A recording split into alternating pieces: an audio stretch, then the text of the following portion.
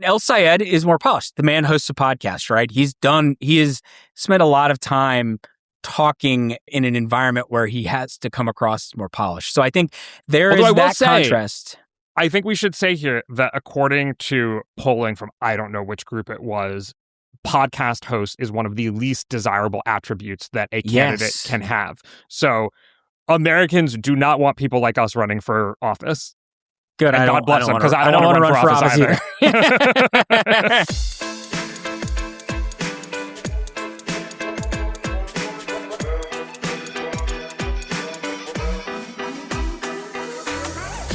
Hello and welcome to the GD Politics Podcast. I'm Galen Druk. Both parties are currently working to replace Graham's on the ballot for Senate this fall. Republicans are conducting a new primary in South Carolina after Lindsey Graham's sudden death this past weekend, and Democrats are hosting a party convention in Maine after Graham Platner's withdrawal. Today, we're going to get into the race to replace both candidates and talk a little bit about the track record of replacement candidates.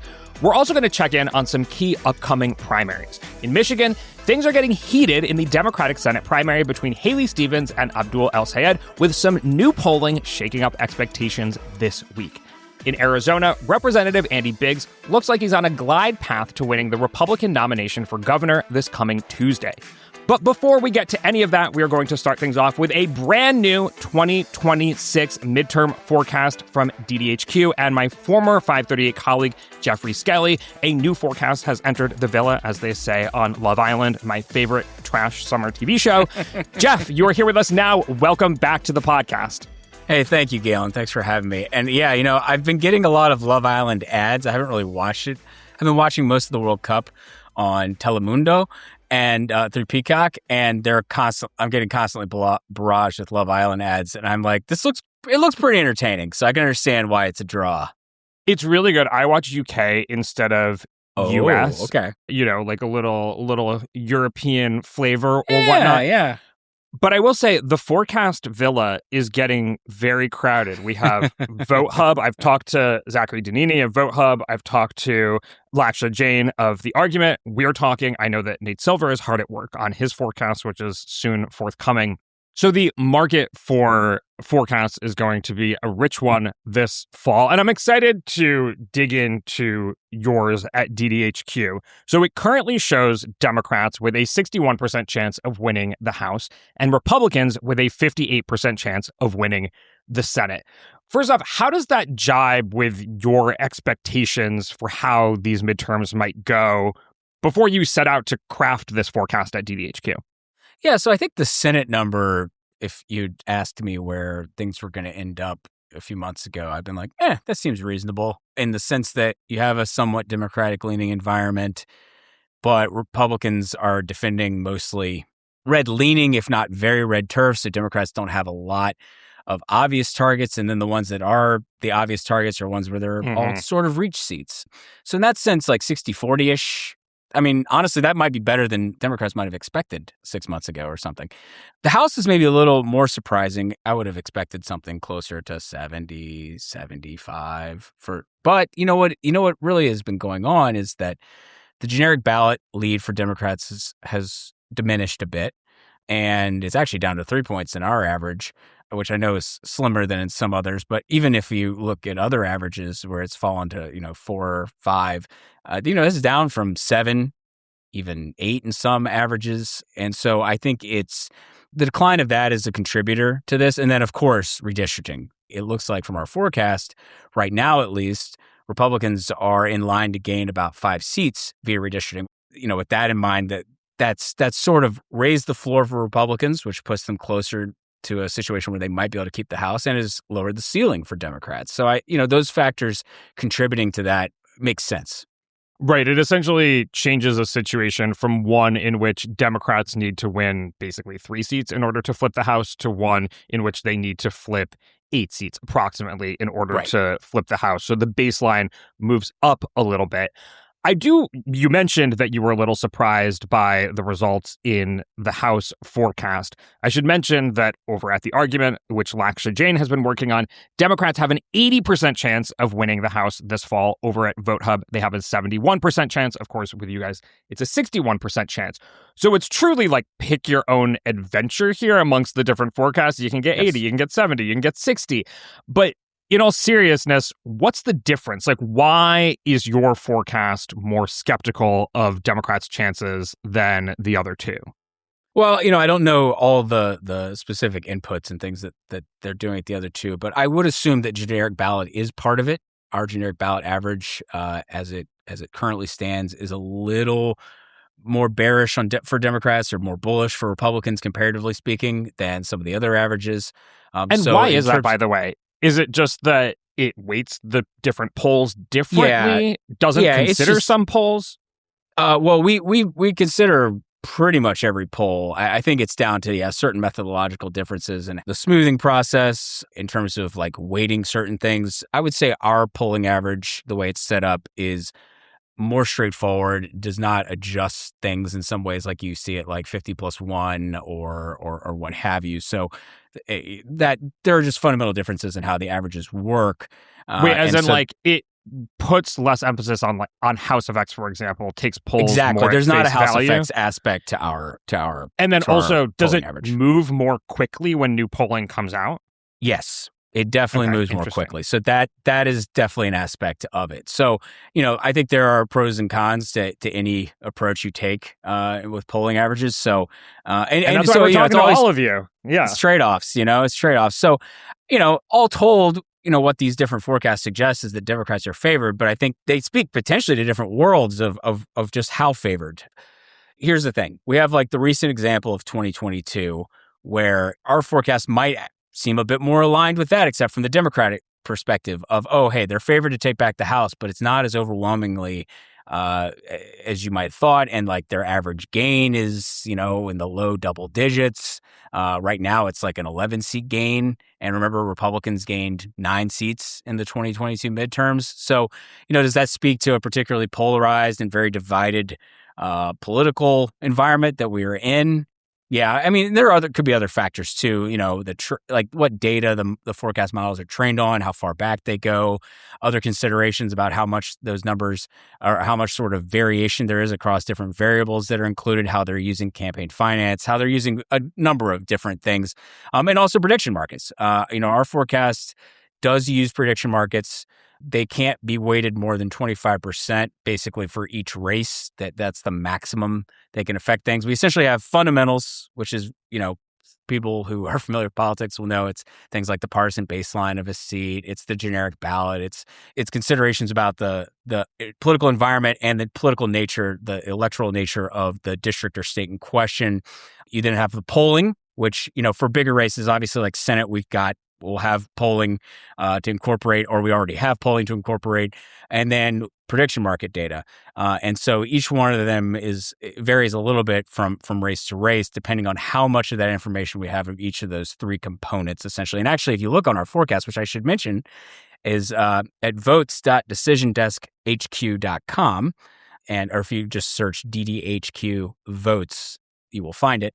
The forecast there, you can see actually, if you click on like the Georgia Senate race right now, it says 57% of the forecast is based on the fundamentals at the moment, 18% is on the polls, and markets 25%. We don't have as much polling in the Georgia Senate race. So that's probably one of the reasons why polling isn't as big a factor in that one. But as we get more, it'll be weighted more. We've had this conversation a little bit on the podcast because the argument does not include prediction market data, but VoteHub does. So Laksha and Zach could debate amongst themselves a little bit, but what is your rationale for using prediction market data? The thought here is that prediction markets do have a track record of being helpful and useful for understanding what's going on. We are not using just one. We have like a blended version of the polymarket data and Kalshi data. Those are the 2 that we're using. And I should note that in terms of also beyond just like not overweighting it and so keeping it a max effect of 25% or less on each race, I should note that we also adjust, basically, if a race doesn't have very much volume in those markets, it's not really going to have much of an impact on what it's saying. But what we're doing, and I think a way of analogizing this to some of the stuff we did at 538, we had like the Polls Plus version where you would add in like the ratings outlets, which were taking in, Sabbath's Crystal Ball, where I used to work, or a Cook Political Report. That was obviously an expert rating. This is maybe like a wisdom of the crowds rating, if you would. And so I think you could see that as a little bit of an analogy. Would I trust, what Sabbath's Crystal Ball is saying, maybe over the wisdom of the crowds? Possibly. But I do think that the prediction market data is rich and that there's a lot of it. And this is a vein of data that we can tap into that gives us sort of a quicker response time also to some information. For instance, like Graham Platner dropping out. On paper, actually good for Democrats, probably, and the prediction markets actually reflected that.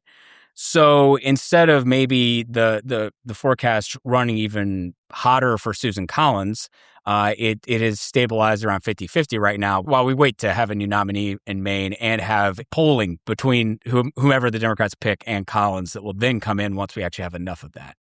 Yeah, I mean, between the more reactive polling average and the more reactive nature of the forecast because it's looking at prediction markets, I do wonder, and again, I'm not the arbiter of who's building the best forecast here. I'm curious to talk to all of you and talk through the decisions that you've made. Does DDHQ's forecast maybe become the more reactive amongst the bunch of, like, when something happens, it's changing quite a bit, but then over the long term, ultimately, like, does that reflect an American politics that isn't as dynamic as markets or, midsummer polling of the generic ballot might suggest?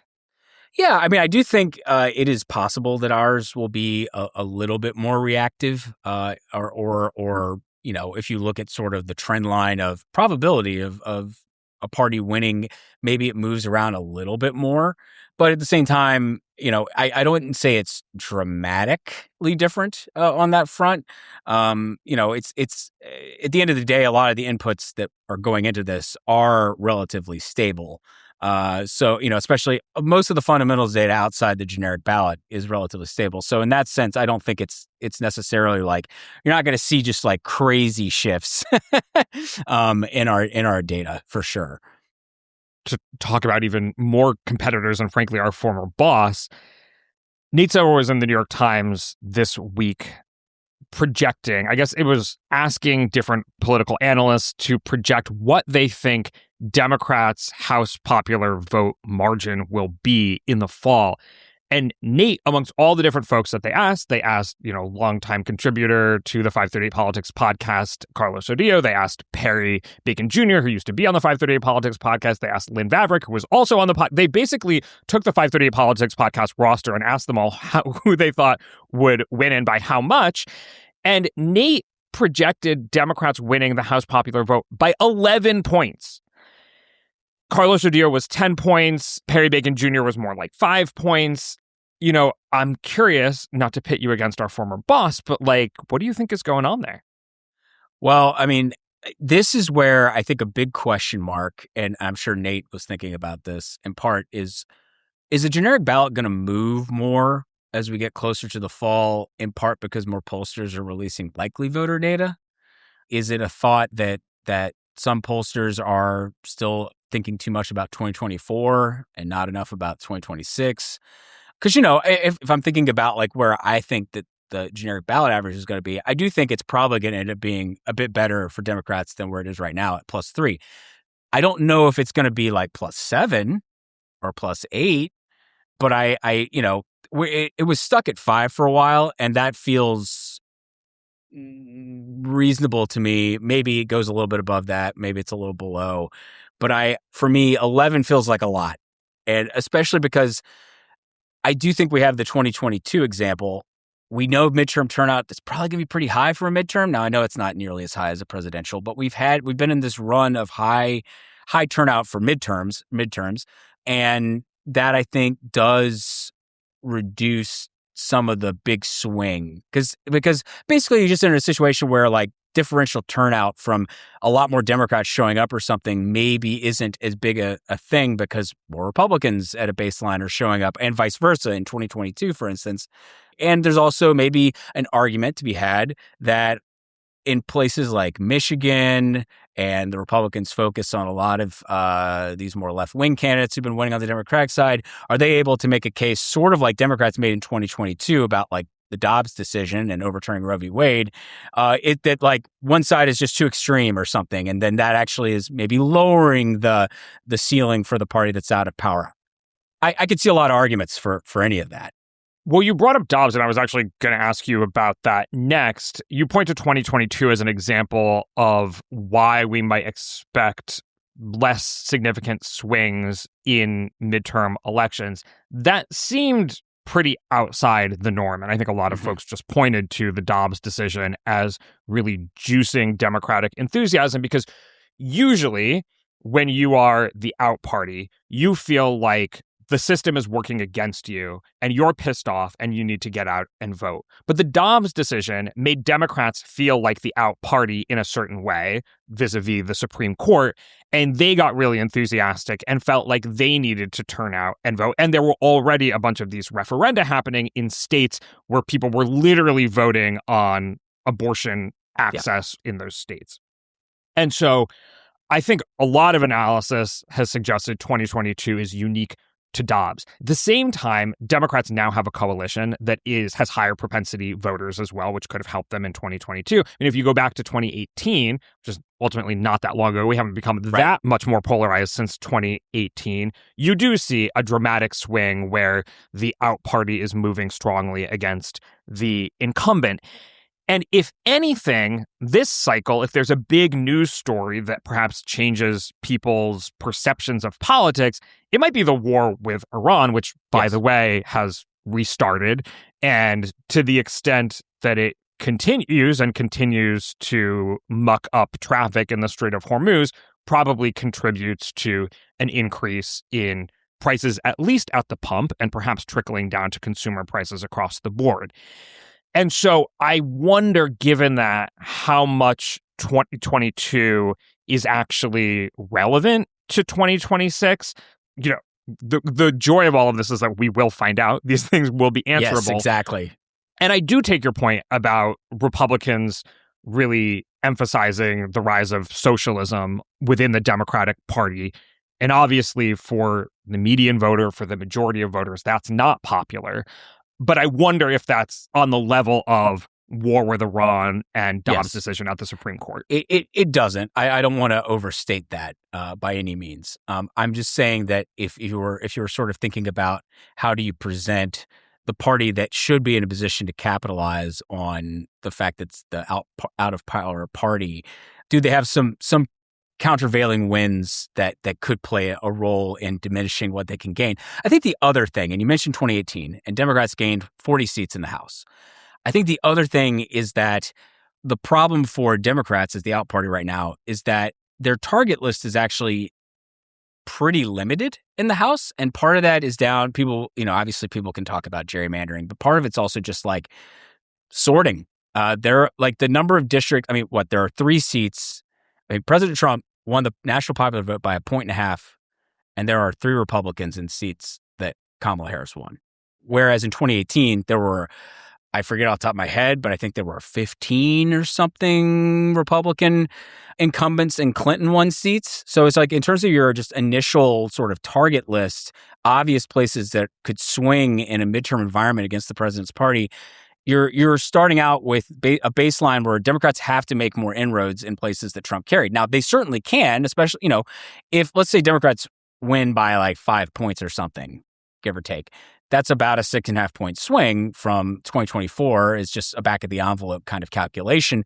And so, yeah, that would bring plenty of seats that President Trump carried by, fewer than 5 points or something into Democratic leaning turf.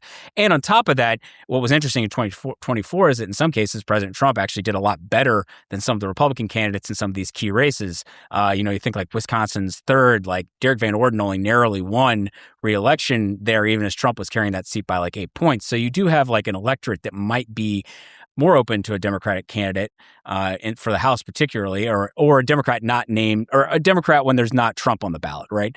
So I think for me, it's that the playing field is just narrower. And the redistricting wars that we've seen in this cycle have not helped with that. They have only made it narrower at the end of the day. So that I think that's an important contributing factor as well to maybe limiting the ceiling that Democrats can reach. Now, look, if Democrats end up with if Nate is almost right, if Democrats win the House popular vote by like 10 or 11 points, some of those seats that seem a little out of reach for Democrats, maybe they do flip. Maybe like a South Carolina 1, which is a seat that President Trump carried by like 11, I forget off the top of my head, but low double digits. Maybe that's a seat that does flip in this kind of environment, right? And if that's the case, then, maybe Democrats do have more upside, but they probably need something like that to achieve something more in line with what they did in 2018. Yeah, and just to add a piece of data to your argument, I think people have probably seen headlines about really big shifts, swings back towards the left amongst young voters and Latino voters and the like. And it's important to keep in mind that those are amongst the lowest propensity voters, particularly in a midterm. And so the winds might be shifting against President Trump en masse, but how many of those people are high propensity voters who show up to vote in a midterm? We're going to find out. I mean, you've already suggested that this midterm could be a high turnout midterm. We're in a period of high turnout elections overall, so we will see. I mean, if, for example, in general, 18 to 29-year-olds don't frequently vote in midterms. They just don't. But if they were to for some reason, turn out en masse in this midterm, you could get something closer to what Nate is talking about, because that is a part of the electorate that has shifted quite dramatically since 2024. Yeah, and what's interesting there is that's where I'm watching to see if pollsters are picking something up like that, right? As they do likely voter shift. If they shift more fully into likely voter mode, now that obviously comes with its own risks, because how do you identify a likely voter, right? Different pollsters have different methods, but some of the best ones are able to pick up that someone might be a likely voter who doesn't meet maybe the criteria of having voted in the last 3 elections or something, right? Or those kinds of metrics. So in those cases, it will be interesting to see if you do have some notable pollsters coming out with Democrats by 9 or something, because maybe that would be indicative of something like that happening. And obviously we have the recent example with it was New York City, so I don't want to say it's like the rest of the country, but you can find candidates and causes that do generate higher turnout among younger voters than you'd expect in an off-year election. So I'm certainly not ruling any of that out. Yeah. We talked a little bit about the impact of mid-cycle redistricting on the odds of both parties sort of winning control of the House. Looking at your forecast, how much do Democrats need to win the House popular vote by in order to win the chamber? Because I think we were looking at an environment where it was pretty unbiased. Like in the 2010s, we got used to a House bias in favor of Republicans because of some of the gerrymandering that happened after the 2010 midterms, where Republicans did really well, won control of a bunch of state legislatures, and had the opportunity to redraw maps.